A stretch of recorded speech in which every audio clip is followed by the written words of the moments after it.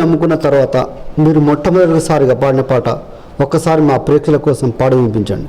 క్రైస్తవ ప్రపంచమా, కన్న తల్లిదండ్రుల ముందు 5 సంవత్సరాల బాలుడు బోరుగుంతలో పడిపోయిండు, 200 ఫీట్ల లోతులో పడిపోయిండు. ఆ కన్న తల్లిదండ్రులు ఆ కొడుకు కోసం గుండెలు బాదుకుంటుంటే ఊరంతా కదిలి వచ్చింది. తర్వాత జిల్లా యంత్రాంగం కదిలొచ్చింది.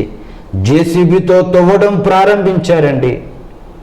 తవ్వడం ప్రారంభిస్తున్నప్పుడు జేసీబీతో తవ్వుతుండగా కొడుకు చనిపోయాడు.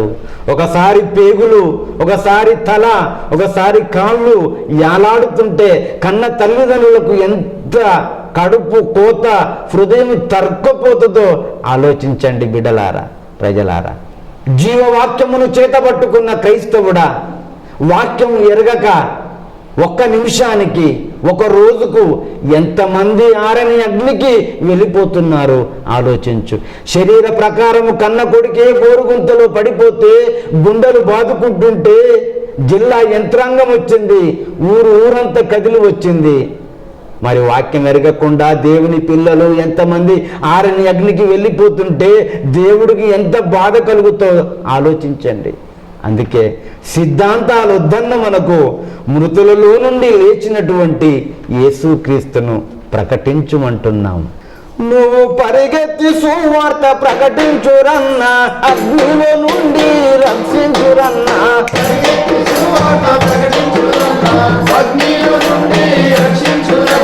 పరిగెత్తి సువార్త ప్రకటించురన్నా, అగ్నిలో నుండి రక్షించురన్నా.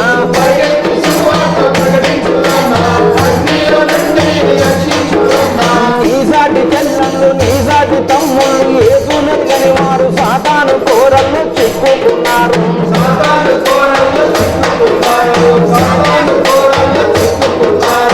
ఆరాని అగ్నికి తరలిపోతున్నారు.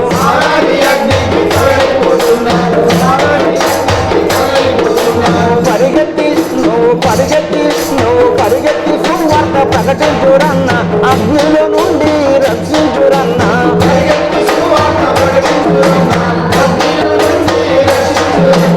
అన్నా లే, అన్నా లే, నిద్రలో నుండి మేలుకో అన్నా, సమయం మనకు లేదన్నా.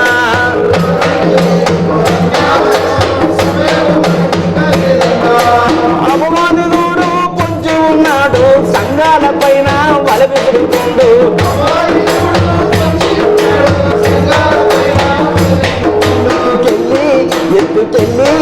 ఎత్తుకెళ్ళి పోతున్నాడన్నా, మినుమింగుటాకు నీ జంటకొస్తుండు.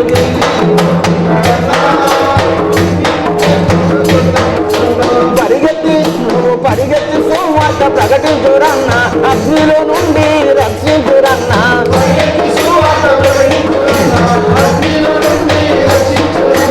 అన్నా వదులు, అన్నా వదులు.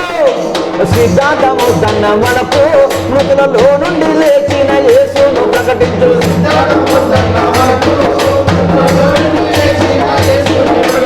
అపవాదిని నీవు ఎదిరించురన్నా, అపవాది మన నుండి పారిపోతుంది.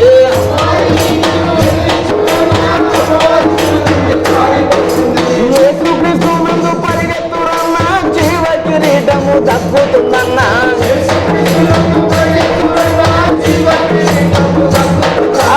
యేసుక్రీస్తు ముందు పరిగెత్తురన్నా, జీవ కిరీటము దక్కుతుందన్నా.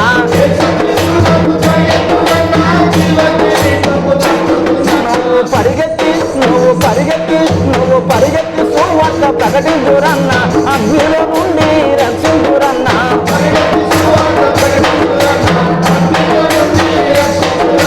నీసాటి చెల్లెళ్ళు, నీసాటి తమ్ముళ్ళు యేసునెరుగని వారు సాతాను కోరల్లో చిక్కుకున్నారు.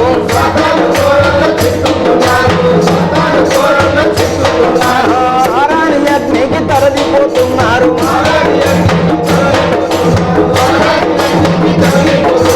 పరిగెత్తి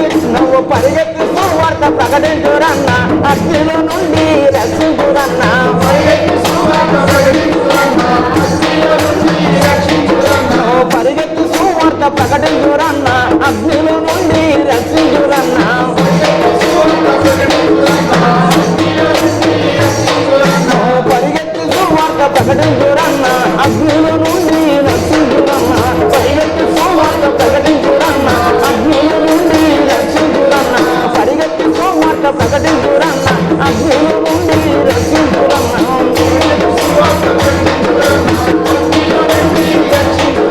చాలా సూపర్, చాలా అద్భుతంగా ఉంది. ఏ పాట తీసుకున్నా మీరు దాంట్లో ఒక అద్భుతంగా వివరిస్తున్నారు. సువార్త ఏ విధంగా ప్రకటించాలి, దాని గురించి ఏ విధంగా ఫలితాలు ఉంటాయనే విధంగా మీరు చాలా అద్భుతంగా పాట రూపంలో ప్రజలకు అర్థమయ్యే రీతిలో మీరు చాలా అద్భుతంగా వివరించారు. ధన్యవాదాలు మీకు. అదేవిధంగా మీరు అసలు ఎప్పటి నుంచి పాటలు పాడుతున్నారు, ఈ పాటలు పాడాలనే ఆలోచన ఎందుకు వచ్చింది, అసలు మీరు ఎవరు స్ఫూర్తిగా తీసుకొని పాటలు పాడుతున్నారు, అదేవిధంగా మీ తల్లిదండ్రులు ఏమైనా పాటలు పాడేవారా, లేకపోతే మీరు స్వదాగా ఈ పాటలు పాడే అలవాటు నేర్చుకున్నారా? మా వంశంలో మా కుటుంబంలో ఎవరు పాడేవాళ్ళు లేరు. మరి వరంగల్ జిల్లా అంటేనే విప్లవాల గడ్డ. మరి 1996లో 93, 92 మరి 84 నుంచి మరి అనేకమైనటువంటి మన ప్రాంతమంతా కమ్యూనిస్టు భావాలు కలిగినటువంటి విప్లవాల గడ్డ. మరి ఆనాడు కమ్యూనిస్టు పాటలు, మరి విప్లవాల పాటలు అనేకం బయటకు వచ్చినప్పుడు నా పసితనములోనే నేను కూడా పాడాలని ఆ పాటలు విని నేను కూడా పాడడం ప్రారంభించాను. అయితే ప్రభువుని ఎరిగిన తరువాత మరి జయశాలి గారు, దైవజనులు పిడి సుందర్రావు గారు చెప్పినటువంటి మాటలను బట్టి, అనేక క్రైస్తవ తండ్రులు చెప్పినటువంటి మాటలను బట్టి అసలైన ఉద్యమం, అసలైన పోరాటం మనది, క్రైస్తవ్యానిది. గజ్జగట్టి గొంగడేసుకొని ఈ ప్రజలను చైతన్యవంతులను చేయాలి. ఏ ప్రజల కోసం పోరాడాలని విప్లవకారులు తుపాకులు పట్టి ప్రాణాలు అర్పిస్తున్నారో, యేసుక్రీస్తు కోసం బ్రతికించాలి నాయన అని వారు చెప్పినప్పుడు వారు నన్ను ఈ విధంగా గజ్జగట్టించి గొంగడి వేయించి వేదికలెక్కించి సువార్త ప్రకటించటానికి సాధనముగా తయారు చేసినటువంటి నా క్రైస్తవ తండ్రులని సగర్వంగా చెప్తా ఉన్నాను. మీరు పాటలు పాడుతూ జీవనం కొనసాగుతున్న సందర్భంలో మీరు పాటలు కూడా రాసి పాడడం జరిగిందని తెలుస్తుంది. మొదటగా మీరు ఏ పాట రాశారు, ఏ పరిస్థితుల్లో పాట రాయవలసి వచ్చింది, ఒక్కసారి ఆ పాట పాడి వినిపించండి. ఆ జయశాలి గారు, పిడి సుందర్రావు గారు మాట్లాడినటువంటి వాక్యం, ఆ ప్రసంగం విన్న తర్వాత ఇంతటి మహాజ్ఞానానికి దూరముగా ఉన్నటువంటి క్రైస్తవురాలా, ఓ క్రైస్తవుడా ఎక్కడున్నావు అనే ఆలోచన కలిగి ఆత్మ ప్రేరేపణతో రాసినటువంటి పాట. ఎక్కడున్నవురా క్రైస్తవుడా, ఇటు నుండి మేలుకోరా.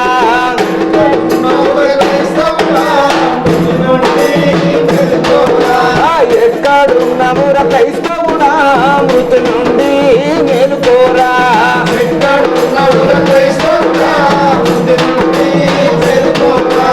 ఉద్భవించను నీలో క్రీస్తు వెలుగుగా నీవు ప్రకాశించురా.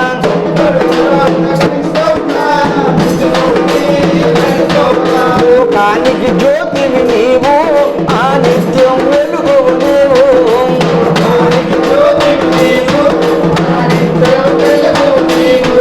లోకానికి జ్యోతిని నీవు, ఆ నిత్యం వెలుగు నీవు.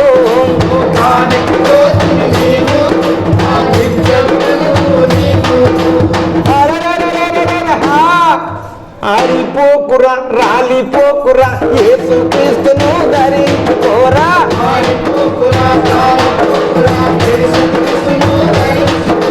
నిత్య జీవము క్రీస్తులో ఉన్నది, సత్యవాక్యము ఎరుగకున్నవు.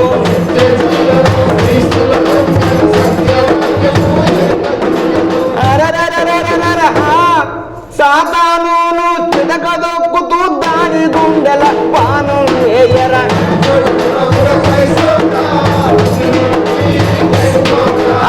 ఎక్కడున్నవురా క్రైస్తవుడా, మృతి నుండి మేలుకోరా.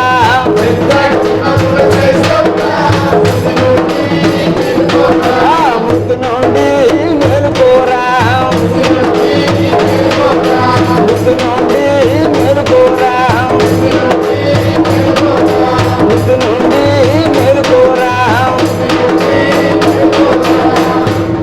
పాట పాడినప్పుడు, ఈ పాట రాసి పాడితే పెద్ద వయసు కలిగినటువంటి దైవజనులు నన్ను వారి తొడ మీద కూర్చుండబెట్టుకొని నన్ను ముద్దాడి నేను రాసిన పాటను ఆ సెమినారుకు వచ్చినటువంటి అందరూ రాసుకున్నారు. బిడా,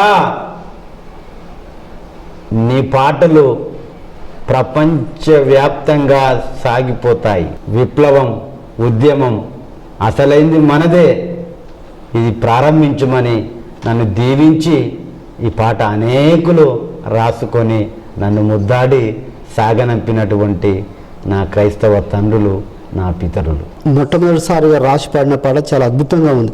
ఈ పాట విన్నవారు ప్రతి ఒక్కరికి ఆలోచన వస్తుంటుంది. ప్రజలను చైతన్యం చేసే పాట ఇది.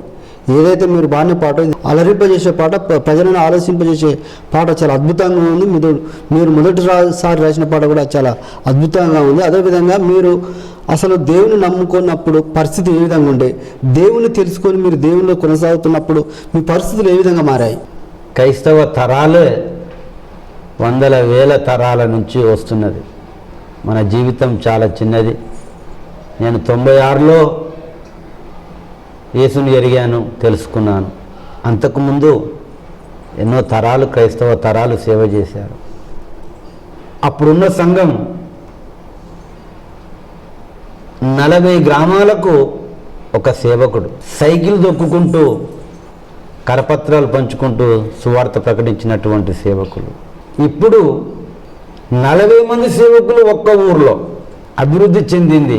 ఇక గంటకు డెలివరీ అయితేనన్న తల్లి కూడా పలాని గ్రామంలో గురువు కూడిక ఉందని చెబితే, దైవజనుడు చెబితే నడుచుకుంటూ రావాలి. మన పితరులు సంపాదించినటువంటి ఆస్తులు ఎకరాలు ఎకరాలు, వేల ఎకరాలు ఉన్నాయి ఆనాడు సంపాదించిన ఆస్తులు. కానీ ఈనాడు తగాదాలతో కొట్లాడుకుంటూ మన పితరులు సంపాదించిన ఆస్తులను అమ్మేసుకొని తిని తన్నుక వస్తున్నారు. ఎట్లా ఉండే ఆనాటి సంఘం? గటక తిని, గంజి దాగి, నీళ్లు దాగి సేవ చేసినటువంటి మన పితరులు. పాసిపోయిన బువ్వ, మాడిపోయిన గట్క, సరిగంగి వసుకొని సంపాదనింగి సేవ చేసిండ్రు.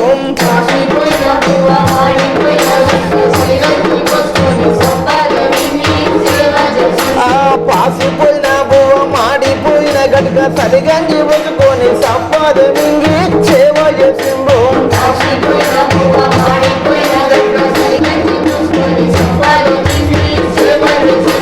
ఎట్లా ఉండేది ఆనాటి సంఘము, ఎంత అన్యాయమైపోయే ఈనాటి సంఘము.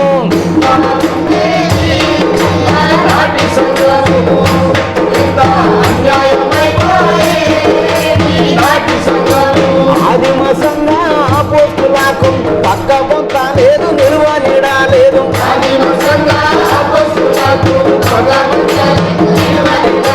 సత్యమునకు స్తంభము ఆధారమై ఉండిన సంఘం.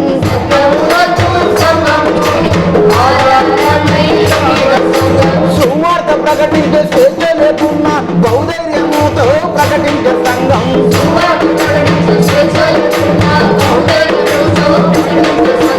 అన్ని వదతులున్న సేవకు సాగని సంఘమా, ఇది న్యాయమా?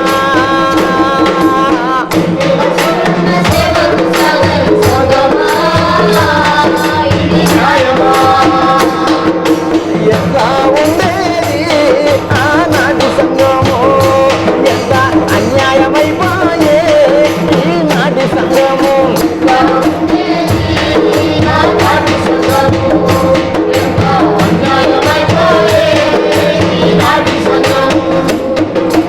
పాసిపోయిన బువ్వ, మాడిపోయిన గట్క, సరిగంజి ముట్టుకొని సంపాదనింగి సేవ చేసిండ్రు.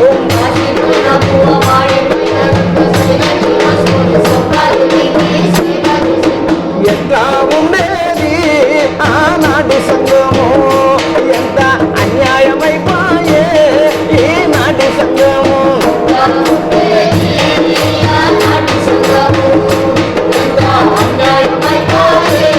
పాసిపోయిన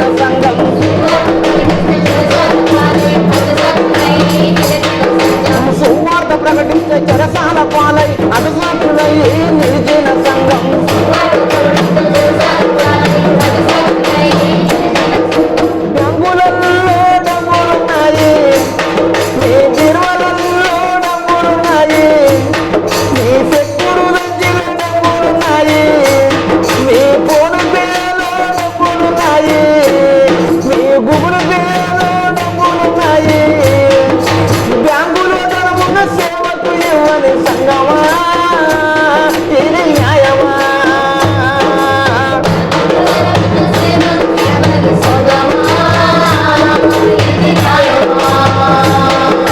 ఎట్లా ఉండేది ఆనాటి సంగమో ఎంత అన్యాయమైపోయే ఈనాటి సంగమో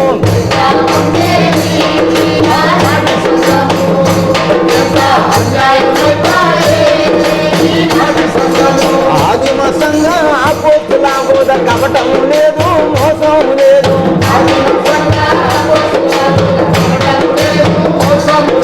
హక్కులు అమ్మిన సంఘము అక్కల కొలది పంచిపెట్టిన సంఘము